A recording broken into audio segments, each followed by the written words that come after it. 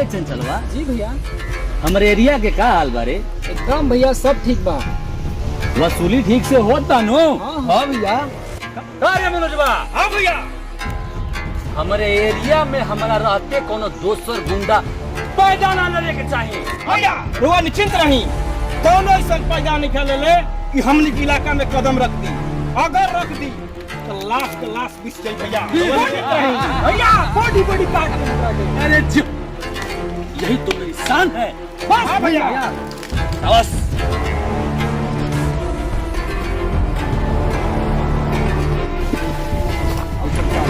हम खेत बचाएंगे बहन के काय पता नहीं कुछ कहाँ दिन कहाँ ना। शांत रहिए।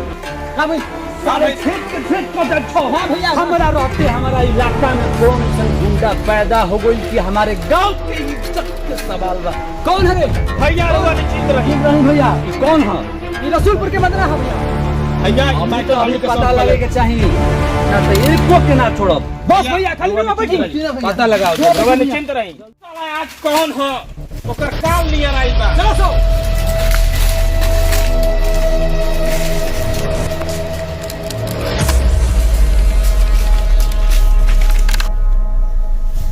साला कहाँ अभी तक छुपल बारे? खोजत खोजत यहाँ तक आगो नहीं जा, अभी तक ओकर पता नहीं है। साला ढूंढे जा। रहने दो, रहने दो, बाकी हमारा सब चल।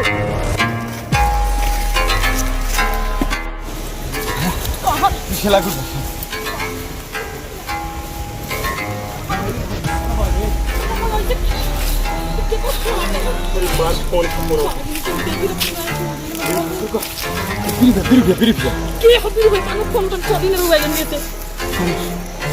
पीछे लागू बस।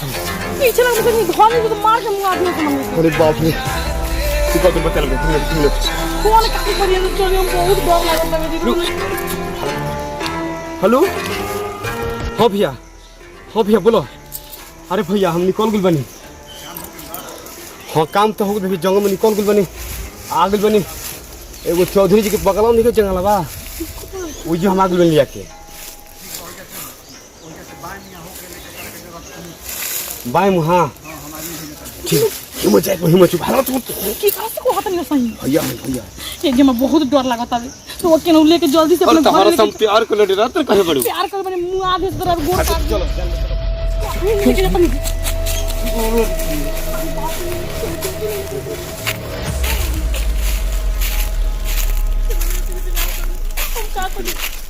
सुनो बताओ तू इजे रहो हमारा भी पता लगा। के फोन कर। हेलो हाँ भैया। अरे काम हो गया भैया, कहत नहीं।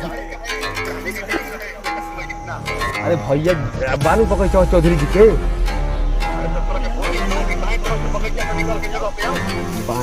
बाएं तरफ से आई बनी भैया। ठीक हम आगे बढ़ते हैं।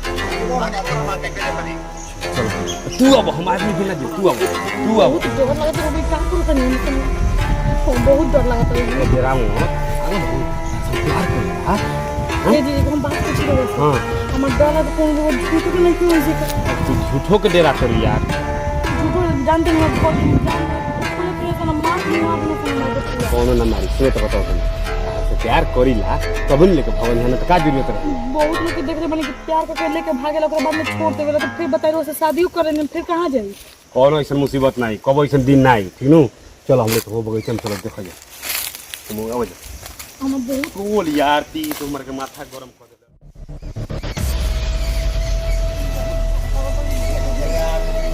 मेरा बात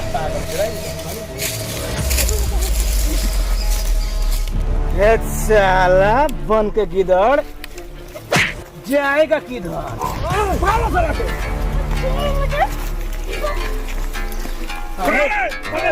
पकड़ना भागे ना, पकड़ना सर छोड़ा के भागे जाए ना।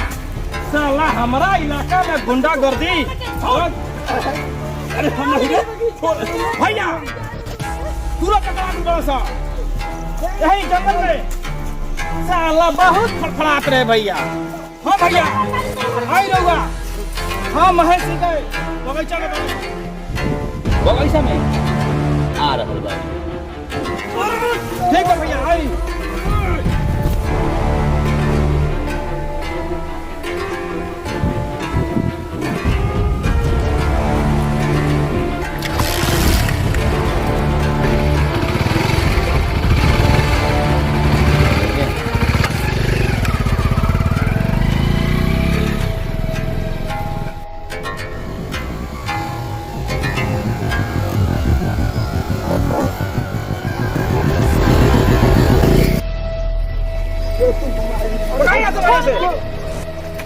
भैया अभी तक भैया हम कहत रही कि हम तेरे घरे ना जाए भैया जी का हम ना तेरे घरे सही चलल में भैया तुमको मार ए बहुत चप कहूं लाइन से करके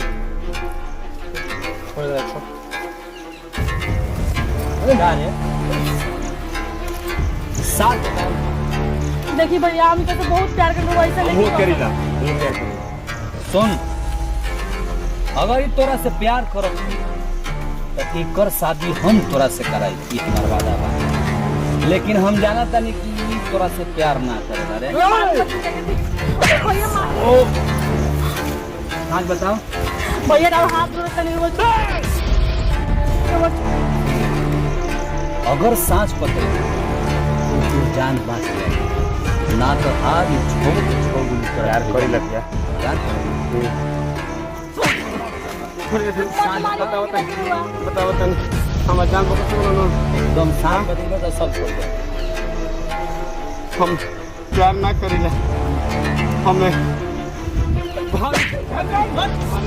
काम करेला फानुस हम ब्रोकर हमें लड़की के तू एक ले भागत रहे लेके हाँ बेच के कर ले हमारा क्या कर दीजिए या आदमी ले जा सब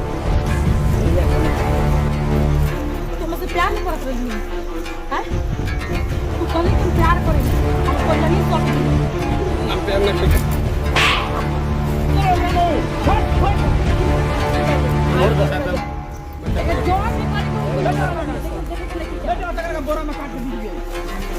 मदन कुमार आज तो तारा बहन के जान बात हुई लेकिन ध्यान रख